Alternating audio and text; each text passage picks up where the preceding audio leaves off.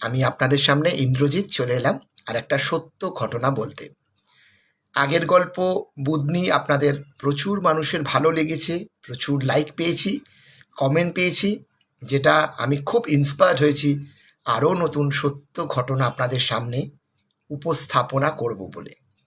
তা যাই হোক, আজকে যে শুরু করলাম আপনাদের সামনে এই সত্য ঘটনাটা, জাগতে রাহো, কেন বলছি সেটা আপনারা একটু পরেই বুঝতে পারবেন গল্পটা টোটালটা শোনার পর। যাই হোক, এই জাগতে রাহো কারা বলে?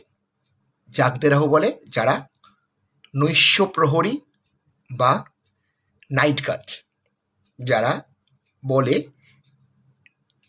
এলাকাতে, নিচে এলাকাতে তারা পাহারা দেয়, সেই এলাকার মানুষকে সজাগ করে দেয়, যে যেন জেগে থাকেন, চোর ডাকাতের উপদ্রব থেকে তাদেরকে সজাগ রাখে। আজ সেরকমই একটি সত্য ঘটনা আপনাদের কাছে আমি নিয়ে আসছি। ঘটনাটা কলকাতার মধ্যেই, আমাদের দক্ষিণ কলকাতার একটি আবাসনে। আবাসনটা খুবই বড়, তবে ঘটনাটা আজকের নয়, ঘটনাটা 2000 সালেরও আগের ঘটনা, সেটাই আপনাদের সামনে নিয়ে আসি। একটি অ্যাপার্টমেন্টে, মানে অ্যাপার্টমেন্ট নয়, যেটাকে বলে কমপ্লেক্স অর্থে, অনেকগুলো বাড়ি নিয়ে একটা কমপ্লেক্স হয়, অনেকগুলো অ্যাপার্টমেন্ট নিয়ে একটা কমপ্লেক্স হয়, সেই অনেকগুলো অ্যাপার্টমেন্ট নিয়ে একটা কমপ্লেক্সের ঘটনা। প্রচুর মানুষের বাস, সেইখানে প্রচুর সিকিউরিটি গার্ডও থাকে সেই মানুষগুলোকে দিনে রাতে পাহারা দেবার জন্য। সেইখানে এরম একজন সিকিউরিটি ছিলেন, যার নাম ছিল চৌরাশিয়া। সেই চৌরাশিয়া সিকিউরিটি, যিনি খুব ভালো ওইখানে পাহারা দিতেন, যাকে এক ডাকে সবাই চিনত, সবাই বলতো উনি কোনোদিন কাজে গাফিলতি করেন না। সবার চোখের মনি ছিল চৌরাশিয়া, যা বলতো তাই করতো।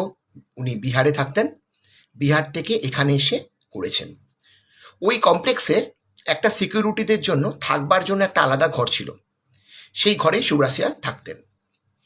তা চৌরাশিয়ার আস্তে আস্তে বয়স হলো, বয়স হবার পর বার্ধক্যজনিত রোগে সে মারা যায়। সে যাবার আগে তার ছেলে, মানে ছোট চৌরাশিয়াকে বলে গেছিল যে তোদেরকে আমি এইখানকার বাবুদের দৌলতে বড় করেছি, আজকে যতটুকু তোরা এসছিস বা দেশের বাড়ি যা করেছিস সব এখানকার দৌলতে, এই বাবুদের কোনোদিন ভুলে যাস না, আর এই বাবুদের সাথে কোনোদিন কোনো খারাপ কিছু করিস না, ব্যবহার ভালো রাখিস, কাজ ভালো করে করিস। তা বাবার জায়গায় ছেলে চৌরাশিয়া এই কমপ্লেক্সে সিকিউরিটি গার্ডের চাকরি নিল। বাবাও যেমন ছিল, ছেলেও তেমন।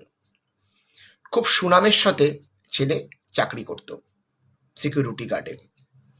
একটা মাছি মশাও মানে ওই কমপ্লেক্সের মধ্যে গলতে পারত না পারমিশন ছাড়া চৌরাশিয়ার। সবাই ওর কাজে মুগ্ধ, খুব খুশি। এই ছোট চৌরাশিয়াকে নিয়ে আজকে আমার গল্প, জাগতে রাহো। ওর জীবনেরই একটা ঘটনা। সেই ঘটনাটা আমার শোনা আমার খুব কাছের বন্ধু, ওই কমপ্লেক্সের একজন বাসিন্দা, ওর কাছ থেকে। তা যাই হোক, এবার আমি মেন ঘটনার মধ্যে আসি। যেমন খুব ভালো কাজ করতো, সারা রাত জাগতো, প্রত্যেককে এই আওয়াজ দিয়ে রাখতো, জাগতে রাহো, প্রত্যেককে ডেকে রাখতো, মানে জাগিয়ে রাখতো। তা চৌরাশিয়া না থাকলে সবারই খুব, আবাসনের প্রতিটা লোকেরই খুব চিন্তা হয়ে যেত যে মানে চৌরাশিয়া নেই, কিছু তো যদি ঘটে যায়। এরকম ঘটনা আগেও ঘটেছিল, চৌরাশিয়া না থাকায় ওইখানে আবাসনের মধ্যে চুরি হয়েছিল, কিন্তু চৌরাশিয়া থাকতে এই জিনিস কখনো ঘটেনি। তা চৌরাশিয়া একবার দেশের বাড়িতে যাবে বলে ঠিক করলো। তা দেশের বাড়িতে গেল, যে সবাইকে যখন বলে গেল যে আমি দেশের বাড়িতে যাচ্ছি, কিছু দিনের জন্য ঘুরে আসতে যাচ্ছি, তো তখন যত আবাসনের যারা কমিটি মেম্বার্স ছিল, তারা চৌরাশিয়াকে বারবারই বললো যে তুমি যাচ্ছ যাও, কিন্তু তুমি কিন্তু বেশি দিন থেকো না, তুমি কিন্তু খুব তাড়াতাড়ি এখানে কিন্তু ফিরে এসো। তা বললো, হ্যাঁ আমি নিশ্চয়ই তাড়াতাড়ি যাবো, যাবো ঘুরে, বাবু আমি তাড়াতাড়ি চলে আসবো, কারণ আমি তো বুঝি। তা যাই হোক, চৌরাশিয়া চলে গেল দেশে। দেশে গেল, দেশে গেলে কি মন টেকে, যারা কাজের মানুষ যেরকম হয়। তা প্রায় 1 সপ্তাহের মধ্যে চৌরাশিয়া আবার চলে এলো ডিউটিতে। সবাই চৌরাশিয়ার আশায় খুব আনন্দ, কারণ জানে খুব ভালো গার্ড আবার ফিরে এসছে, মানে আমরা নিশ্চিন্ত হয়ে গেলাম, নিশ্চিন্তে ঘুমোতে পারবো। কিন্তু প্রত্যেকেই একটা নজর করছে যে চৌরাশিয়া এবারে একটু খুব গম্ভীর, কাজ খুব ভালো করে, নিখুঁত কাজ করে, সারা রাত জেগে থাকে, কিন্তু খুব গম্ভীর, একটু আলাদা রকম। তা অনেকেই জিজ্ঞেস করলো যে কেমন, কি হয়েছে না হয়েছে। তা চৌরাশিয়া জাস্ট অ্যাভয়েড করে গেল যে না, সেরকম কিছু ব্যাপার নয়। তা ওরা হয়তো সবাই আবাসনের লোকেরা ভাবলো যে হয়তো বাড়ির কোনো প্রবলেম, সেই হয়তো একটু, প্রত্যেকেই দেখলো একটু আলাদা চৌরাশিয়া, এবারের চৌরাশিয়া। একদিন রাত্রিবেলা চৌরাশিয়ারা যে ঘরে থাকতো, হঠাৎই একজন আবাসিক রাত্রিবেলা অনেক রাতে ফিরেছে, গাড়ি পার্ক করে হঠাৎ শুনতে পায় যে চৌরাশিয়া তো গার্ড দিচ্ছে রাত্রিরে, ঘরের মধ্যে কেউই নেই, কিন্তু হঠাৎ একটা গোঙানির আওয়াজ শুনতে পেল সিকিউরিটি রুমের মধ্যে। এইটা শোনায় সে ভদ্রলোক গাড়ি পার্ক করে ওই ঘরের মধ্যে ঢোকে। ঘরের মধ্যে ঢুকে সত্যি একটা অত বড় ঘরের মধ্যে একটা জায়গায় আওয়াজ পাচ্ছে, গোঙানির আওয়াজ, কিন্তু কাউকে দেখতে পাচ্ছে না। কিন্তু এরম তো কোনোদিন হয়নি। সে চারিদিকে আওয়াজটা শুনছে, কিন্তু কাউকে বুঝতে পারছে না কে আছে। এই ভাবতে ভাবতে হঠাৎই সে আলোটা জ্বালায়। আলোটা জ্বালানোর সঙ্গে সঙ্গে দেখে যে একটা লোমশ কালো কুচকুচে বিড়াল হঠাৎই লাফিয়ে জানলা দিয়ে বেরিয়ে চলে গেল। ভদ্রলোক মানে আচমকা এই জিনিসটা দেখে কিরকম একটা বাকরুদ্ধ হয়ে পড়ে। একটা গোঙানির আওয়াজ, অথচ একটা বিড়াল চলে গেল, এটা কি করে সম্ভব? গোঙানির আওয়াজটা তো মানুষের, তা বিড়াল, মানুষ নেই অথচ বিড়াল। যদিও সে কাউকে কিছু বলে না, সে তার ঘরে রাত্রিবেলা চলে যায়। পরের দিন আরও একজনের ভাগ্যে এরকম নয়, একটু অন্য ঘটনা ঘটল। রাত্রিবেলা সেও ফিরেছে, ফিরে ওই রকম আওয়াজ শুনেছে, কিন্তু সে দেখে কাউকে দেখতে পাচ্ছে না। দরজাটা খুলে সে ওইরকম আওয়াজটাকে উপর মানে শুনতে শুনতে মানে চিন্তা করে যে কোন দিকে আওয়াজটা যাচ্ছে। এই করতে করতে কিছুটা দূর যাওয়ার পর হঠাৎই দেখে একজন সিকিউরিটি গার্ড, মুখ দেখতে পাচ্ছে না, বসে আছে। এইটা দেখে সে খুব ভয় পেয়ে যায়।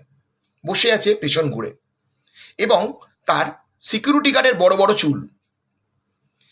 এই ব্যাপারটা দেখে সে কাউকে কিছু ডাকে না, কিছু বলে না, সে হঠাৎই বাড়িতে চলে যায়। কিন্তু ওই সেই দিন থেকে তার খুব জ্বর হয় এবং ভুলভাল বকতে শুরু করে। কেউই বুঝতে পারে না ব্যাপারটা কি হয়েছে। এইরাম তো দুজনের ভাগ্যে জুটল। এই ঘটনাটার পর আস্তে আস্তে প্রথম যিনি লোক বিড়াল দেখেছিলেন, তিনি কথাটা সবাইকে বলতে শুরু করে যে এরম এরম ঘটনা আমি ফিল করেছি, আমি উপলব্ধি করছি যে এরকম ঘটনা হচ্ছে, এবং আমি শব্দ শুনেছি। তা ওনাদের মিটিংয়ে একদিন সবাই চৌরাশিয়াকে ডাকে। চৌরাশিয়াকে ডেকে সবাই জিজ্ঞেস করে যে এরকম দুজন এরকম ঘটনা ঘটেছে, দেখেছেন, এরকম আওয়াজও শুনেছেন, আওয়াজ শোনার পর ভেতরে ঢুকেছেন? তা চৌরাশিয়া ছাড়াও আরও যারা ছিল, যারা রাত্রিরে গার্ড দেয়, তাদের প্রত্যেকেই জিজ্ঞেস করে, তারা কেউ কোনো উত্তর দিতে পারে না। চৌরাশিয়াকে ডেকে যখন জিজ্ঞেস করে, চৌরাশিয়া বলে, খুব গম্ভীরভাবে উত্তর দেয় চৌরাশিয়া যে বাবুজি, আমি তো জানি না, আমি তো গার্ড দিই, কে কোথায় কি আছে আমি তো বলতে পারছি না, কিন্তু আওয়াজ যে শুনেছেন, আমরা তো ওখানে থাকি, আমরা কোনো আওয়াজ শুনিনি। এর কিছুদিন পর, 2-4 দিন পর, হঠাৎই একজন সিকিউরিটি গার্ড রাত্রিবেলা ওই ঘরে ঘুমোয়। ওই ঘরের মধ্যে সে দেখতে পায় একটি ছায়ামূর্তি। সেই ছায়ামূর্তি দেখে সে খুব ভয় পেয়ে যায়। সেখানেও সবাই দৌড়ে যায় রাত্রিবেলা, সব সিকিউরিটিরা, কিন্তু অবাক কাণ্ড, তো সবাই আসার পর কাউকে দেখতে পায়নি, এবং চৌরাশিয়াকেও ডেকে নিয়ে আসা হয়। চৌরাশিয়াও দেখে, কিন্তু চৌরাশিয়া নির্বিকার, কিছুই বলছে না, কিছুই ঘটনা জানেও না, বলছেও না চৌরাশিয়ার বক্তব্য অনুযায়ী। এরমই দিন চলতে থাকে। আবাসিকরা আস্তে আস্তে রাত্রিরে, খুব রাত্রির না করে তাড়াতাড়ি বাড়িতে চলে আসার চেষ্টা করে সবাই, কিন্তু এটা তো প্রবলেম সলভ নয়। দিন যেতে থাকে, মাস যেতে থাকে, 1 মাস 1.5 মাস, সবাই আস্তে আস্তে কিছু লোকের মধ্যে চাহর হতে থাকে যে ওই ঘরের মধ্যে কিছু একটা আছে, যেটা প্রত্যেককে টানছে, এবং যারা যাচ্ছে দেখতে পাচ্ছে না কিছু। খুবই ভয়ার্থ ব্যাপার। একদিন এক ভদ্রলোক আবাসিক, যিনি রাত্রিবেলা এসেছিলেন, চৌরাশিয়াকে দেখে গার্ড দিতে, একটা পেছনের ওয়ালের পাশ দিয়ে চৌরাশিয়া যাচ্ছে। তা গার্ড চৌরাশিয়া চৌরাশিয়া বলে ডাকছে, কিন্তু চৌরাশিয়া কোনো সাড়া দিচ্ছে না। হঠাৎই দেখে চৌরাশিয়ার মতন, অথচ চৌরাশিয়া সাড়া দিচ্ছে না ডাকা সত্ত্বেও। কিছুক্ষণ পর দেখতে পায় ওখানে চৌরাশিয়া নেই। এই ঘটনাতে সেই আবাসিকও খুব ভয় পেয়ে যায় যে তাহলে সত্যি কি ওনাদের এই কমপ্লেক্সের মধ্যে কিছু একটা এসছে বা কিছু একটা ঘটেছে, এটা তো কোনোদিন আগে ঘটেনি। এত বছর পর সবাই থাকে, অথচ এরকম ঘটনা কি করে ঘটলো। সবাই খুব চিন্তিত। এই চিন্তা ভাবনার পর আস্তে আস্তে রাত্রিরে কমপ্লেক্সের নিচে ঘোরা বা নাবা আস্তে আস্তে সবারই বন্ধ হতে শুরু করলো। কিন্তু প্রত্যেকেরই হাল খুঁজছে ব্যাপারটা কি। এরপর ঘটনাটা প্রায় 1-1.5-2 মাস পর হঠাৎই একদিন সকালবেলা কমিটি মেম্বাররা রোববার দিন বসে আছে কমিটির কাজ করবার জন্য। সেই সময় একটা ছেলে, অল্প বয়সী ছেলে, যে আসে দেখা করতে। তা সিকিউরিটি গার্ডরা তাকে জিজ্ঞেস করে কোথায় যাবেন। বলে আমি এখানে বাবুদের সাথে দেখা করব, সিকিউরিটি গার্ডের কাজের জন্য। তখন বলছে কি ব্যাপার, তুমি কে? সে বলে আমি চৌরাশিয়ার ছেলে। চৌরাশিয়ার ছেলে? আচ্ছা ঠিক আছে, তাই এসো। তা কমিটির মেম্বারদের কাছে নিয়ে যায়, তাদেরকে বলে যে এরকম আমি বাবু এখানে কাজ করতে এসেছি। বলে তুমি তো এত ছোট ছেলে, তুমি কি করে কাজ করবে এখানে, আর তুমি কে? তখন বলছে যে আমি চৌরাশিয়ার ছেলে। তখন বলছে হ্যাঁ তোমার বাবা তো কাল রাত্রিরেও তো গার্ড দিয়েছে, আছে তো ওখানে, তো শুয়ে আছে, সকালবেলা তো ওরা ডিউটি থাকে না, নাইট ডিউটি করে। তখন ছেলেটি একটু অবাক নয়নে তাকায়, তাকিয়ে বলে আমার বাবা?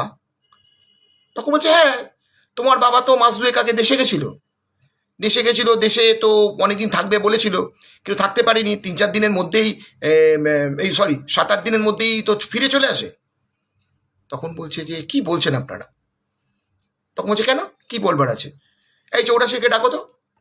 তখন বলছে হ্যাঁ আপনি ডাকুন বাবাকে। তখন ডাকতে গেছে সিকিউরিটি ডাকতে গিয়ে বলে স্যার ঘরের মধ্যে তো চৌরাশিয়া নেই। তখন ছেলেটি বলে যে কি করে থাকবে উনি ঘরের মধ্যে, আপনাদের এখান থেকে যখন বাবা গেছে আমাদের দেশ অবধি বাবা পৌঁছতে পারেনি, তার আগেই বাবা একটা গাড়ি অ্যাক্সিডেন্টে মারা যায়। আমরা আপনাদের কাছে যোগাযোগ করে আসতে পারিনি, কারণ আমাদের বাড়িতে সেই যোগাযোগ করার মতন আমি ছাড়া বড় কেউ নেই, বা কলকাতা শহরে আমরা কেউ আসেনি। আর আমার বাবা কি করে আপনাদের সাথে কথা বলবে, যিনি আজ থেকে 2-2.5 মাস আগে মারা গেছেন। সবাই হতভম্ব, সবাই ভাবছে 2.5 মাস ধরে এখানে মৃত চৌরাশিয়া পাহারা দিয়ে গেল, কি করে সম্ভব এটা? এটা কি কখনোই সম্ভব? আসলে ব্যাপারটা ঠিক সেটা নয়। চৌরাশিয়ার বাবা চৌরাশিয়াকে বলে গেছিল, আপনাদের প্রথমেই বলেছিলাম কথাটা, বলে গেছিল যে তুই কিন্তু সবাইকে দেখিস, তুই কিন্তু তোর জায়গা কোনোদিন ছেড়ে দিস না ভুলক্রমেও, বাবুদের যেন কোনোদিন কোনো ক্ষতি না হয়। আজও ছোট চৌরাশিয়া তার বাবার কথাটাকে মনে রেখেছিল, সেই জন্য মৃত্যুর পরও ওই আবাসিকদের প্রত্যেককে, ওই কমপ্লেক্সের প্রতিটা মানুষের যাতে কোনো ক্ষতি না হয় তার জন্য দায়িত্ব দিয়ে কাজ করে এসছে। কখন চলে গেছে? যখন ওর ছেলে ওখানে এসছে নতুন করে চাকরি পাবার জন্য, চাকরি করার জন্য, তখন ও বুঝলো যে ওর দায়িত্ব আজকে চলে গেছে। আজকে ওর দায়িত্ব ওর ছেলের হাতে দিয়ে চৌরাশিয়া সারা জীবনের মতন ওই কমপ্লেক্স ছেড়ে চলে যায়।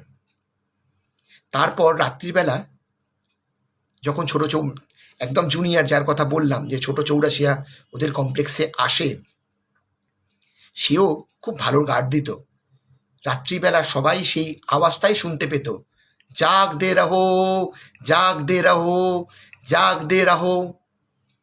আজও শুনতে পায়, কিন্তু সবাই হয়তো ভাবে যে যে জুনিয়র চৌরাশি আছে সে হয়তো বলছে, কিন্তু আমিও জানি না, ওরাও বলতে পারে না সত্যি জুনিয়র চৌরাশিয়া না যে চৌরাশিয়া মৃত অবস্থাতেও ওদের কমপ্লেক্স পাহারা দিত সে বলছে।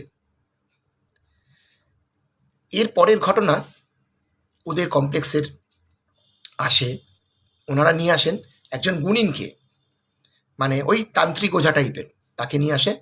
তাকে নিয়ে এসে সমস্ত কিছু দেখানো হয়, চারিদিক কমপ্লেক্সে ঘোরানো হয়। ঘোরানোর পর জানা যায় যে ওনারা বুঝতে পারেন, বলেন যে ওই গুণিন যে চৌরাশিয়া এখানে সত্যি ঘুরেছিল, এখানে সত্যি এসেছিল, নেগেটিভ এনার্জি ওই কমপ্লেক্সের মধ্যে ছিল। ততদিনই ছিল যতদিনই কমপ্লেক্স ফাঁকা ছিল, মানে সিকিউরিটিবিহীন ছিল, ওর দায়িত্ব যতদিন না কমপ্লিট হয়েছে। যখন ওর ছেলে এসছে, ছেলেকে হাতে দায়িত্ব দেওয়ার, ওর আত্মার শান্তি হয়, এবং আত্মার শান্তি হওয়ার পর ওদের কমপ্লেক্সে আর কখনো চৌরাশিয়া ঘোরেনি, এবং চৌরাশিয়া কারোর কোনো ক্ষতি করেনি তারপর আর। ওই যে কালো বিড়াল লোক দেখেছিল, তারপরে কিন্তু কেউ আর কালো বিড়াল দেখেনি।